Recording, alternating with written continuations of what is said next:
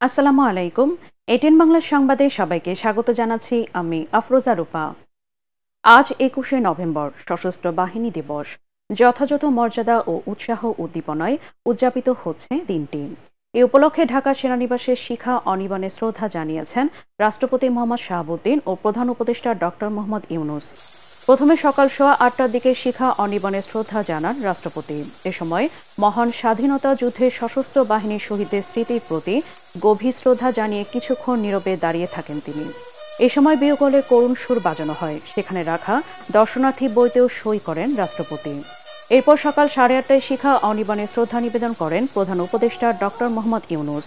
এর আগে প্রধান উপদেষ্টা শিখা অনিবনে পৌঁছালে ৩ বাহিনী প্রধানরা তাকে স্বাগত জানান। পুষ্পস্তবক অর্পণের পর কিছুক্ষণ নীরবে দাঁড়িয়ে থাকেন তিনি। সেনাবাহিনী, নৌবাহিনী এবং বিমান বাহিনীর একটি চৌকস দল এ সময় গার্ড অব অনার প্রদান করে। এরপর বিয়োগলে বাজানো হয় করুণ সুর।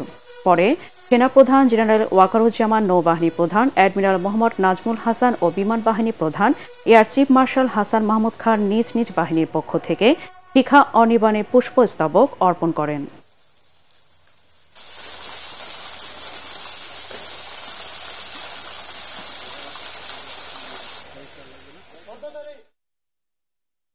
প্রধান উপদেষ্টা ডক্টর মোহাম্মদ ইউনূস বলেছেন, ছাত্র জনতার বিপ্লবের মধ্য দিয়ে রাষ্ট্র গঠনে যে সুযোগ এসেছে তা যথাযথ কাজে লাগাতে অন্তর্বর্তী সরকার প্রতিশ্রুতিবদ্ধ। সকালে সশস্ত্র বাহিনী বিভাগের আয়োজনে আর্মি মাল্টিপারপাস কমপ্লেক্সে খেতাবপ্রাপ্ত বীর মুক্তিযোদ্ধা ও তাদের উত্তরাধিকারীদের সম্বর্ধনা অনুষ্ঠানে তিনি একথা বলেন। প্রধান উপদেষ্টা বলেন, ছাত্র জনতার অভ্যুত্থানে নতুন বাংলাদেশের সূচনা হয়েছে, যেখানে সরকারের দায়িত্ব সকল মানুষকে একটি বৃহত্তর পরিবারের বন্ধনে আবদ্ধ করা।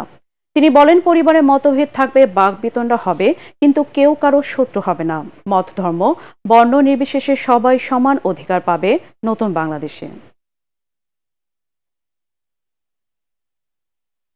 আমরা কেউ কারো শত্রু হব না, কাউকে তার মতের জন্য শত্রু মনে করব না, কাউকে ধর্মের কারণে শত্রু মনে করব না।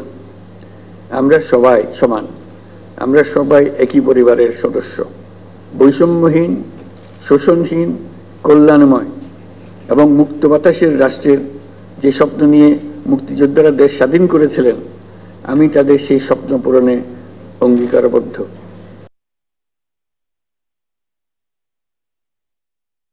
রাজধানীর মহাখালী, মোহাম্মদপুর, গাবতলী সহ বিভিন্ন সড়কে অবস্থান নিয়ে বিক্ষোভ করছেন ব্যাটারি চালিত রিকশা চালকরা।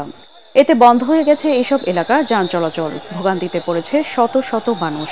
সকালে আগারগাঁও, কল্যাণপুর, গাবতলী, টেকনিক্যাল, মহাখালী, মোহাম্মদপুর, পল্লবী, ডেমরা এলাকায় অটোরিকশা চালকরা সড়ক বন্ধ করে দেন। মহাখালী এলাকার রেল ক্রসিংয়ে সড়ক অবরোধ করে আন্দোলন করছেন অটোরিকশা চালকরা। এতে ওই এলাকায় যান চলাচল সম্পূর্ণ বন্ধ রয়েছে। এর আগে মঙ্গলবার ঢাকা মহানগর এলাকায় ৩ দিনের মধ্যে ব্যাটারি চালিত রিকশা চলাচল বন্ধের নির্দেশ দেন হাইকোর্ট। পরবর্তী সংবাদ দেখার আমন্ত্রণ জানিয়ে এখনকার মতো শেষ করছি। এটিএন বাংলা সংবাদ ইউটিউবে দেখতে ব্রাউজ করুন youtube/ATN Bangla News। ধন্যবাদ সবাইকে।